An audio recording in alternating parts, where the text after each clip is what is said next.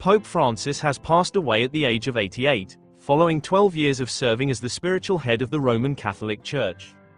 At 9:45 a.m. on Easter Monday the 21st of April, Cardinal Kevin Farrell, the Camerlengo of the Holy Roman Church, made the official announcement from Casa Santa Marta saying, "Dear brothers and sisters, it is with great sorrow that I announce the passing of our Holy Father, Francis." At 7:35 this morning, the Bishop of Rome, Francis, departed this life and returned to the house of the Father.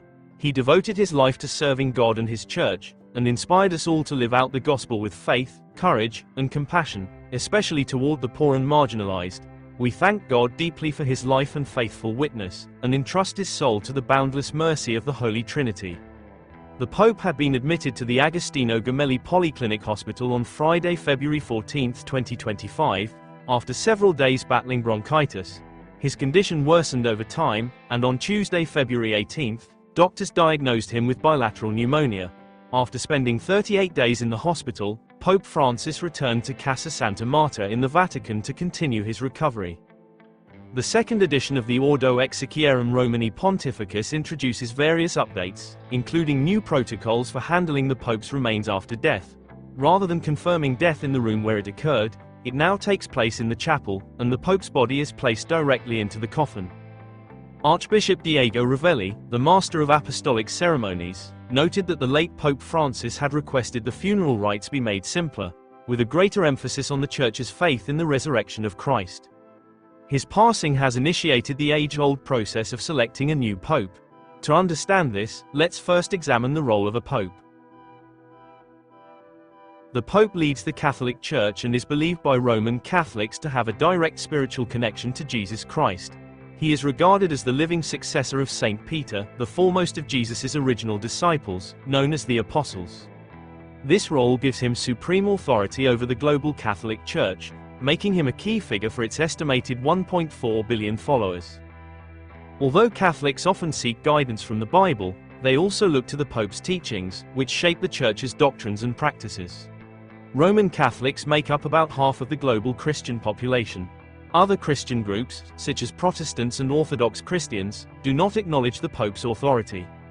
The Pope resides in Vatican City, the world's smallest sovereign state, which is located within Rome, Italy. He does not earn a salary, but the Vatican covers all his living and travel expenses. Papal funerals have historically been elaborate ceremonies, but Pope Francis has recently approved changes to simplify the process. Traditionally, popes were buried in 3 coffins, one inside the other, made of cypress, lead, and oak. Pope Francis, however, has chosen a plain wooden coffin with a zinc lining. He has also done away with the custom of displaying the Pope's body on a raised platform, called a catafalque, in St. Peter's Basilica for public viewing. Instead, people will be invited to pay their respects while his body remains in the coffin, which will have its lid temporarily removed. Additionally, Francis will be the first pope in over 100 years to be buried outside of Vatican City. His final resting place will be the Basilica of St. Mary Major, one of Rome's 4 major papal basilicas. A basilica is a church that has been granted special status and privileges by the Vatican, with the major ones having a unique connection to the Pope. The next pope is selected by the College of Cardinals, the highest-ranking officials in the Catholic Church. All members are men, typically bishops, who are appointed directly by the Pope. Currently, there are 252 Catholic cardinals, but only 138 are eligible to vote for the next pope. The rest are over 80 years old and, while they can take part in discussions, they are not allowed to vote. When a pope passes away or resigns, like Pope Benedict XVI did in 2013, the cardinals are called to the Vatican. This leads to the conclave, the formal and secretive process of electing a new pope. Until a new pope is selected, the Catholic Church is overseen by the College of Cardinals. The conclave takes place behind closed doors in the Sistine Chapel, famous for Michelangelo's ceiling frescoes. Cardinals vote in multiple rounds until someone secures enough support to be elected pope. This process can take several days. In the past, it sometimes stretched for weeks or even months. There have even been cases where cardinals died during the conclave.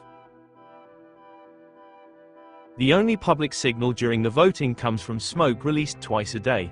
Black smoke means no decision has been reached, while white smoke signals that a new pope has been elected. Within about an hour of the white smoke, the newly chosen pope usually appears on the balcony above St. Peter's Square. The announcement is made by the senior cardinal with the phrase, Habemus Papam, Latin for, we have a pope. He then reveals the pope's new name, which is often different from his birth name. For instance, Pope Francis was born Jorge Mario Bergoglio but chose his papal name in tribute to Saint Francis of Assisi.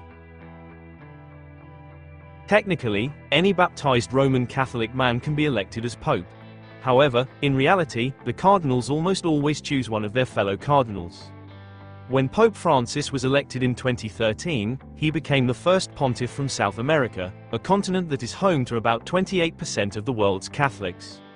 Still, history shows that the cardinals typically favor Europeans, especially Italians. Of the 266 popes in history, 217 have been Italian. Pope Francis will be remembered for his humility, his dedication to the poor, and his call for compassion in a divided world.